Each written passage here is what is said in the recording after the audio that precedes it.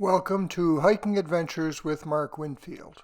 Today, the Lunenburg County hikers are giving a presentation on the Island Walk in Prince Edward Island. I'm Mark Winfield on behalf of Lunenburg County hikers. I'd like to welcome everybody. This is our sixth Zoom presentation. We've had 5 of these before, and we've had one was on survival, another one was on really getting back into backpacking, and 3 of them were on long distance hikes. So anyway, so I was looking for a long distance hike or for when in the Atlantic bubble, I came across this island trail. So I messaged a friend of mine, Frida McKee, who's an avid hiker up in Surrey, PEI, and she put me on to Bryson, who has written a guidebook on the Island Walk. And so I'm pleased to welcome Bryson, who I just met as a result of this a couple of weeks ago. We've had a couple of Zooms. Now, when I first met Bryson in our first Zoom that we did, we chatted, he told me that he was retired. So then when we arranged our second Zoom to kind of get prepared for this one, he said, well, I'm working now. And it turns out he has a dream job for a hiker. So on that point, I'll turn it over to Bryson Guptill. Well, thanks so much, Mark. I have been retired for 13 years, it turns out. And I got quite involved in hiking about 10 years ago here in Prince Edward Island.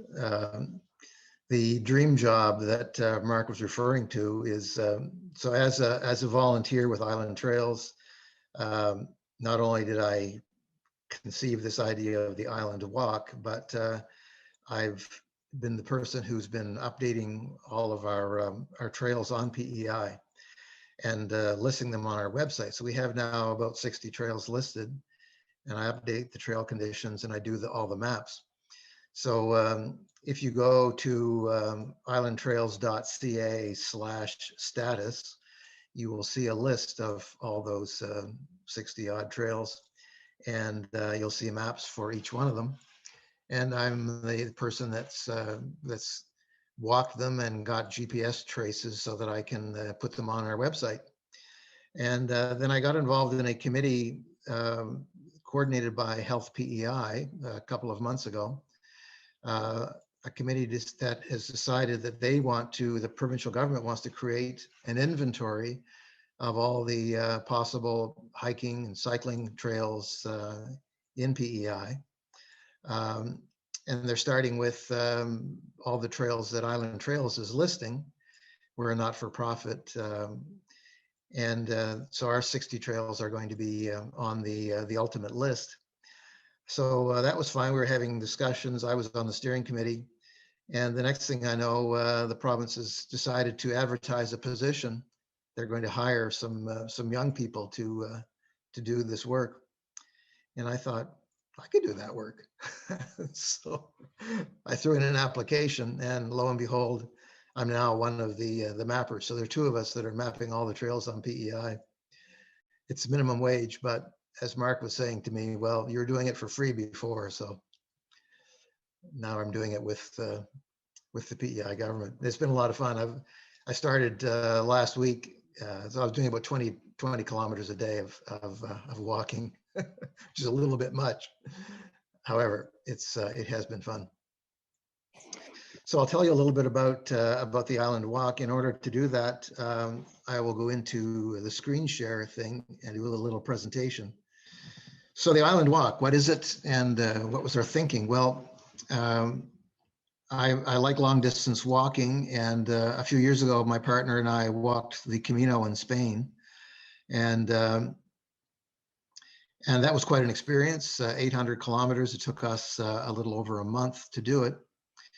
And then subsequently in 2019, Sue and I walked a trail called the Road to Vicentina in Portugal, which is about 225 kilometers, mostly it goes from Lisbon south to the southern tip of Portugal. And when we did that walk, I realized that, that kind of long distance walk would be quite feasible in Prince Edward Island, very much like southern Portugal, really. I mean, the climate is not the same, obviously, but um, the trails are linked by towns, little towns along the way, about 20 kilometers between each town, and that's quite comparable to PEI. And in Prince Edward Island, as many of you know, we have the Confederation Trail, which is part of the Trans-Canada Trail. It's now 450 kilometers of crushed stone dust, beautiful trail in PEI. But the Confederation Trail is where the rail line used to be, and it's mostly up the middle of the island. So, and most of the scenery is on the seacoast. So we thought, well, let's try to combine as much of the Confederation Trail with coastal walks as we could to create a walk around the perimeter of Prince Edward Island. So that's what we did. We created a 700-kilometer route around the perimeter of PEI. It takes a little over a month to do it if you do 20 to 25 kilometers a day. And 20 to 25 kilometers is a pretty reasonable day. If you have all day to do it, you can, we walked that distance when we did the Camino, sometimes a little longer. And it's a comfortable distance. It's not too long, it's not too short. You generally finish around 1 o'clock in the afternoon if you start around 8 or 9 o'clock in the morning. And then you have time to relax and enjoy your evening. We stayed with private accommodation a lot of the times, but I'll get into that as I get into the presentation. So the island walk, also called the Camino de la Isla in Spanish, for those that are interested in the Camino. There's been a lot of interest in Camino walkers. There's a long distance group in Canada called the Canadian Company of Pilgrims, 5,000 people. And they're very interested in this island walk. So we did it in October 2019. And you may remember that back in September 2019, we had a large hurricane in PEI. It probably impacted some of Nova Scotia, but it was very serious here. And the result was a lot of trees down. And I work with Island Trails doing volunteer trail cleaning, and this is what we were faced with right after Dorian. And on the Confederation Trail, this is what the Confederation Trail looked like after Dorian as well. This is Sonia Richmond. She and her partner are walking the Trans-Canada Trail right now.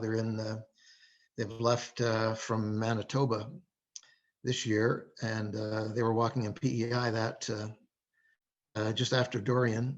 They encountered 150 trees down on the first 8 kilometers that they walked. The good news is that the Confederation Trail is maintained by the government of PEI. They have about 75 people that keep the trail clear. So by a week later, the trail was clear. And when we walked it, 1st of October, we were able to walk on the Confederation Trail without encountering a lot of blowdown. So we start, as you can see from this map, in Prince Edward Island, where arguably the Trans-Canada Trail, the concept started in Summerside, PEI, and we were walking a good deal of the route in PEI, starting in Joe Giz Park, which is in Charlottetown. So this is what the Charlottetown Waterfront looks like, just a little bit west of Joe Giz Park. There's a nice boardwalk there, as you can see. And when we started walking, this is what the Confederation Trail looks like in Charlottetown as you head north, leaving Joe Giz Park. So we walked on this part of the Confederation Trail, and then we turned west after about 10 kilometers and walked through the town of Charlottetown on the sidewalks, and then made our way to Dunedin in the west. So this is essentially what our route looks like. Day 32, the day we finished, is in Charlottetown, and day 1 is in Dunedin, about 20 kilometers west of Charlottetown. this map shows the route. You can see it pretty well goes around the perimeter of the island. And there are a few additions that will probably appear later on in the western part of the island. There's some parts that we skipped over right down here. If you can see my cursor. And we didn't go to Georgetown, but we wanted to stick around 700 kilometers. So we kept the route as short as we could practically by also doing the perimeter. So day one was, we stopped in Dunedin. It's a beautiful dirt road walk, which you'll see in a second. Day two was in Victoria by the Sea. And we stayed with, our initial plan was to stay on B&Bs along the way, but as people learned that we were walking around the island, it started to attract so much attention on PEI, so much interest, that people kept calling us and offering for us to stay with them for the night and often for dinner. So that's what happened the first 2 days. We stayed with Ruth DeLong the first night, Sheldon White the second night, and we stayed with people. We ended up staying in B&Bs 5 nights. The rest of the nights we spent with total strangers who offered accommodation as we went along. So it was quite an experience. This is what Victoria by the Sea looks like in the early part of the season. It's a beautiful spot, lovely little community with a playhouse and a chocolate factory and lots of little artisan shops, pottery shops. And this is what the walk looked like. This is what we spent about 1/4 of the walk on dirt roads. When we weren't walking on the Confederation Trail, we were walking mostly on dirt roads. And this is what some of the red dirt roads look like. This one's on the way to Argyle Shore. And this is the Macaquerian Road, again, not too far from Dunedin. Popular route for cycling and also walking. And on the other side of Victoria by the Sea, we walked along towards Borden Carlton. You can see the bridge in a few minutes. I'll show you a picture of that. This is Tryon, which is on the way. And one of the things that you may remember from PEI if you've visited recently is that we have lots and lots of little churches. And those people who are interested in the Camino are often interested in visiting little churches along the way. This is a United Church in Tryon. Lots of churches.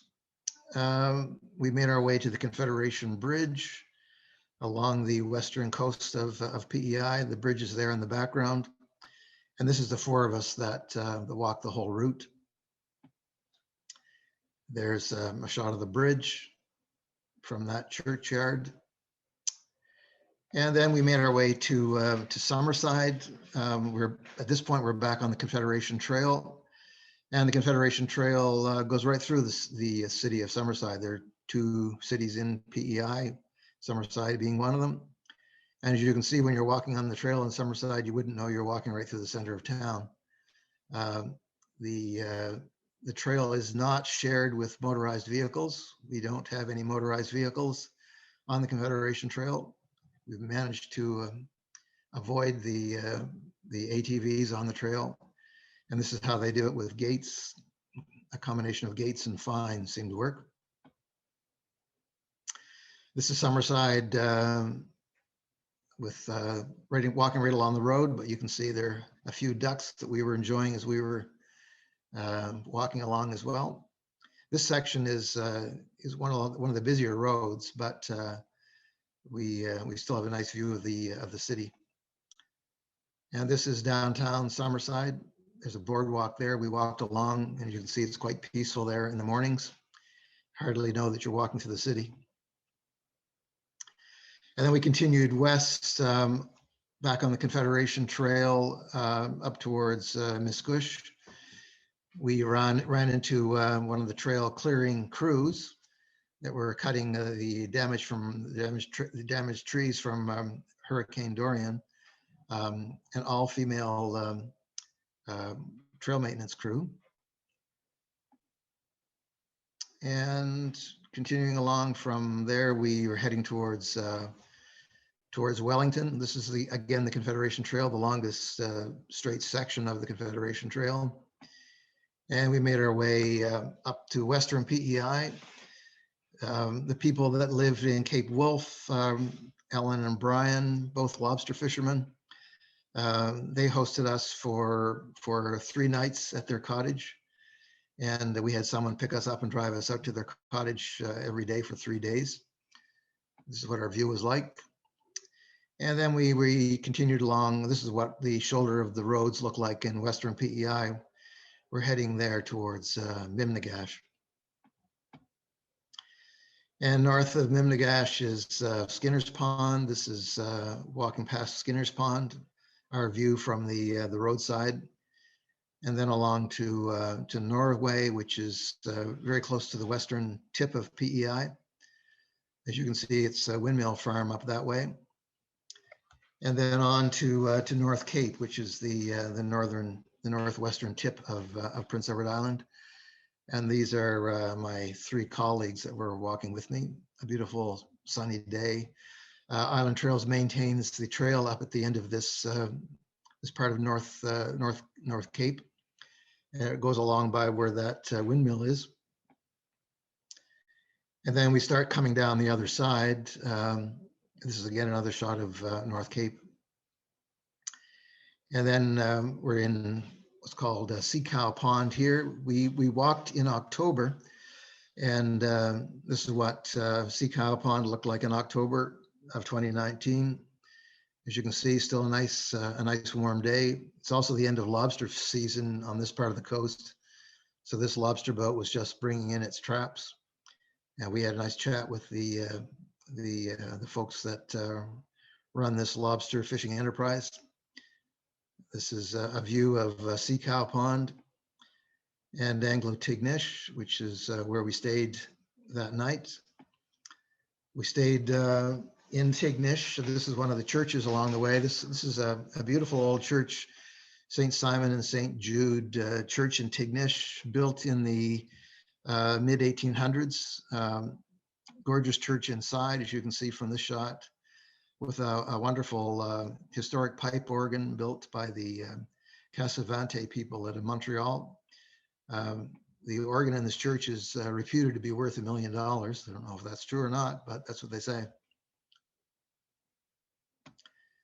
And moving on, we worked our way down. Now we're on the east coast of the northeast coast of PEI. Worked our way towards Miscush. Stayed in a B&B that night, and then we were back on the Confederation Trail. In 2020, we had envisaged a lot of people would be walking, but of course with the COVID, they weren't. So I was out taking photographs. These shots were taken in April 2020 of some of the other churches that you encounter along the way. And a bit of snow there. Now we're back walking on the Island Walk in Portage, which is the narrowest part of PEI. You can see water there on the right. And if you walk about a half a kilometer on the left, you would see water again. This is where PEI is quite narrow. You don't notice the water unless you're really looking for it. A bit of a rainy day in Portage. And this is what the Confederation Trail looked like that day as we worked our way along. Again, we ended up back in Summerside, walking along the Confederation Trail. The woman on the right here is, we met her on the trail. We kept running into people who wanted to walk with us. And this Colleen Poirier is one of the people that we met. She's walked the Confederation Trail tip to tip, but she'd walked a tip to tip in segments, and then she left her car and she would walk and then turn around and walk back. So she's actually walked it twice. So she's walked 900 kilometers along the Confederation Trail. We continued east, again on dirt roads, just beyond Kensington. This is what the Island Walk looks like near Long River. Again, we're on a dirt road. And we stayed with a very lovely couple just outside of Long River at Stanley Bridge that night. They hosted us, and the next morning we were walking again, this time along the Gulf Shore Parkway in the Pei National Park. The bridge was under construction, so as a result, we ended up walking out on the beach. You can see the route, the main route is right behind us there, behind that fence, but we walked along the shore and we did a little detour around that bridge, which is what we're doing here, bushwhacking. This is what the shore walk looked like along by Mackenzie's Brook. And this is what the scenery looks like on the beach. There are a number of opportunities, lots of opportunities to walk along the beaches on this island walk. This one is along the Gulf Shore Parkway. It's a 10-kilometer stretch between Cavendish and North Rustico. Another beautiful beach shot. And this is North Rustico, the community itself. We walk right through the community and the beach and the boardwalk. And this is the vista you get walking along there. Again, this is an oyster fisherman fishing boat right along by Cimbria, where we spent one night, which is also along that coast. And then this is a very windy day. We walked by Dalve by the Sea, if you know that beautiful inn, which is on the left here. And the winds that day were about 90 kilometers an hour. So we had a very windy walk. As you can see, we're walking right into the wind that day. No mosquitoes in that in that kind of climate. And then back on the Confederation Trail through Mount Stewart, Bear River, and Elmira. And this is the 4 of us plus 1 walking along the Confederation Trail. As you can see, the leaves have started to change color by this time. We're mid-October and walking along the Confederation Trail. The trail ends in Elmira, and we were joined by quite a few walkers on this day. As we walk around the tip of PEI, it's called East Point. So you can see the green triangle here is Elmira, and then we did another little detour where this spot here is on the map. We get out to the north side beach instead of walking down the road here. I described this route deviation in my guidebook. For those of you that want to know more about the walk, I would encourage you to get the book, because it'll tell you about some of the little secrets along the way, like how to walk along the north side beach. This one is a gorgeous walk actually along that beach. And this is what the view looks like on the north side beach, pretty much deserted, with the East Point lighthouse off in the distance there. And then we rounded the East Point light and headed down towards Basin Head. Basin Head's one of our well-known beaches. This bridge will be crowded in the summer with kids jumping off of it.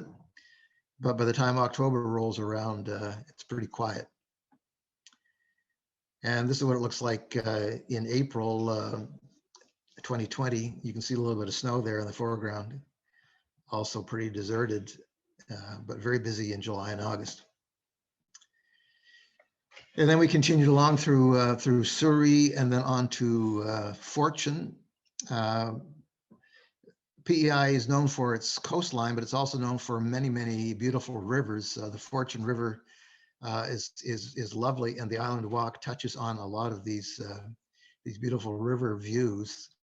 The walk takes you right past the Inn at Bay Fortune. Michael Smith, if you are into gastronomic experiences, then the Inn at Bay Fortune is a must-see. We stayed there in 2020 during COVID. They had a partial opening, and it's a spectacular meal available there with some wonderful accommodation. We had some experiential tourism as we were going along. We stayed one night in Howe Bay, which is along the edge of a blueberry farm that is owned by some people that we met. So this is what the blueberry farm was clearing some land. So Edwin McKee, the owner, insisted that we operate the machinery. So we learned how to operate a transporter to move some of the logs that he has to cut before he makes it into a blueberry field. And this is my partner in walking, Nora Watton, who got to control the blueberry harvesting machinery. And this is the group we met with the day we got to Cardigan. You can see we had quite a crowd, 27 walking on that day, walking from Cardigan to Montague. And this is what the Confederation Trail looks like as you enter into Montague. Beautiful vista on a very sunny day, and a lovely lunch stop in Montague at a nice coffee shop there that had some difficulty accommodating 27 of us. But some of us also went to a craft brewery that's there. We continued along to Gaspereau, and this is a lovely beach walk along there. Plus, as you can see, we're getting close to Halloween. So this is what some locals had decorated their place. We were walking along the road here and stopped to check out the decorations. And this is what our lunch stop looked like along the road in Murray River. In Murray River, we're back on the Confederation Trail again. So this is what the trail looks like. Continued our way back to Charlottetown. I'm showing here on this map a little deviation off the Confederation Trail, and I explain more how that works in the guidebook. This is the core group of walkers, but we had lots of others walking with us that day. And the final day into Stratford and then Charlottetown, off the Confederation Trail now, but walking through Stratford, which is a suburb of Charlottetown. And 17 of us that day as we entered into Charlottetown. And I skipped over that one, but how do we go back? Go back here somewhere. In any event, I won't bother going back, but the walk into Charlottetown was, we were met by by the news media. By this time we'd been on the TV news a couple of times. We had a film crew coming out, taking pictures of us, and we got a lot of, we were on the front page of the Charlottetown Guardian.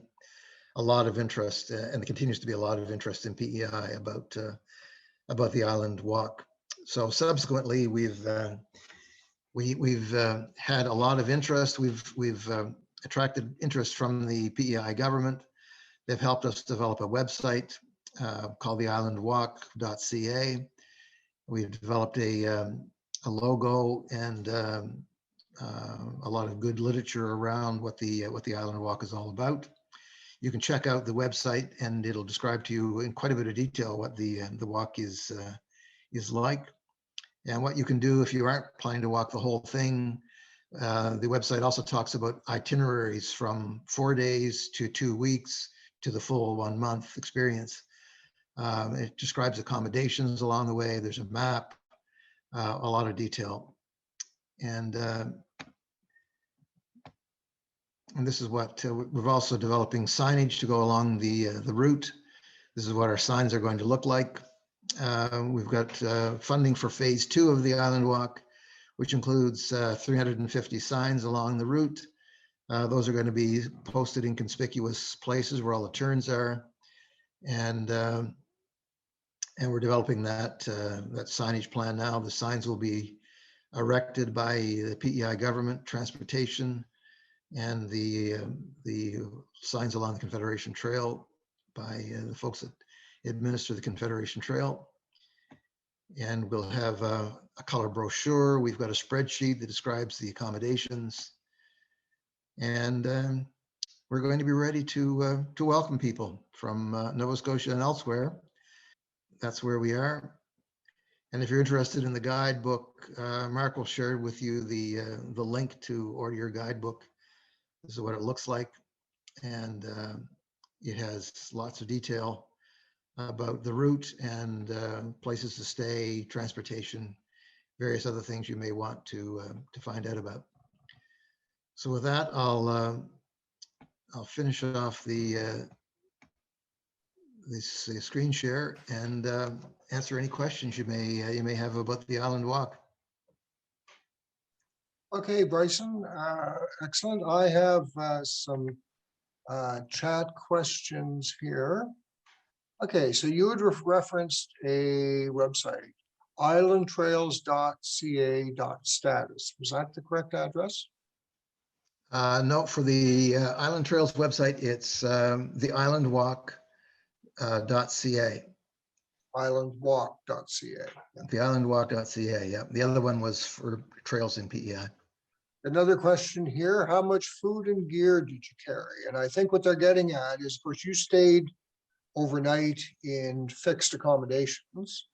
And I know some of the people, myself included, are wondering about tenting and stuff. So let's talk about that a bit.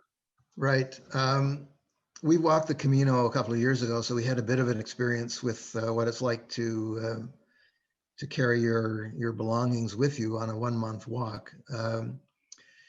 And on the Camino, you can stay in accommodation quite readily because there's lots and lots of places to stay along the way. So, and it's also quite inexpensive. So you carry basically all your the food you'll need to eat for the day in your backpack, and you'll carry your clothing, warm clothes in case it's or in rain gear in case the weather turns bad. But otherwise, you aren't carrying a tent or a sleeping bag. So that's what we did for the island walk. We did it basically like we were doing the Camino. We carried a small backpack, but we didn't carry a tent or that sort of gear. So and we learned to travel light. So on the Camino, my backpack weighed 12 pounds. For the island walk, my backpack weighed 7 pounds, which is not very much. And we were staying in accommodation, so we didn't have to take a tent. If people are walking and planning to carry a tent, there's a woman who's doing the island walk right now. She's carrying a tent, and she's camping along the way, which is quite possible, but you're carrying a bit more weight. Did you have a support vehicle? So we didn't have a support vehicle. Nora and I just walked, didn't have any support. We did it like we were doing a Camino. So every day we would just stop for the night and start again the next day. The other couple that was with us, Marion and Dan, they took 2 cars and leapfrogged their cars. So they didn't stay in B&Bs. They often went home at night. And the other thing they did is if they were staying for several nights, they would rent a cottage and use the 2 vehicles to get to their cottage. And I think that's probably going to be a very, very good way to do this island walk. Not take 2 vehicles necessarily, but we've found that people who offer accommodation, a lot of the people that offer accommodation in PEI are used to renting cottages. So there are B&Bs along the way, but we've found a lot of enthusiastic cottage owners who will offer you transportation if you're doing the island walk. So they'll pick you up if you stay at their cottage. So if you rent their cottage for a week, for example, they'll pick you up and drop you off every day. And they'll do that for a week, and then you go on to another spot. So this year in 2021, we're trying to itemize all those different types of cottage accommodations along with the other accommodations that we're listing. And so we would suggest that if people are thinking of that cottaging might be an option they're interested in, to keep following our website and contact us about people who are offering cottage accommodation, because it looks like it might be a good option. Is the whole trail bikeable? Yes, it is. So the whole route, all 700 kilometers, is on public roads or public trails, and they're all suitable for cycling or walking. So with the exception of some of the deviations that we take to walk out to the beach, where you might want to not bring your bike to the beach, the whole the formal route, the route that we have on the map is all bikeable as well as walkable. So, and if you ever biked on the Confederation Trail, it's hard packed. I actually use my road bike on the Confederation Trail. It's so hard, rather than a mountain bike. So it's very bikeable. If you bike the route, we had a woman from PEI who biked the entire thing last summer, and she wasn't using the support vehicle, so she biked both ways, if you know what I mean. So she would bike the route and then she'd go back to her car each night. Will you consider adding a GPS app for the trail as opposed to using a paper copy? For example, All Trails or Guptill. We're really mappers, so we really understand what that's all about. And if you want to write this down, there is the website at theislandwalk.ca, but there's also a website that's just a map. It's theislandwalk.info. And if you go to that website, you'll see that you can download a GPX file that you can put on your phone. So yes, you can do it all that way if you wish. You can also access, there's a map on the Island Walk website that also has a GPS button.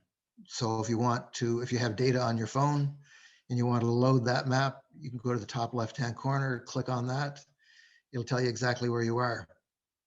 So we've thought that through. You can find your location at any time by clicking on that little GPS button.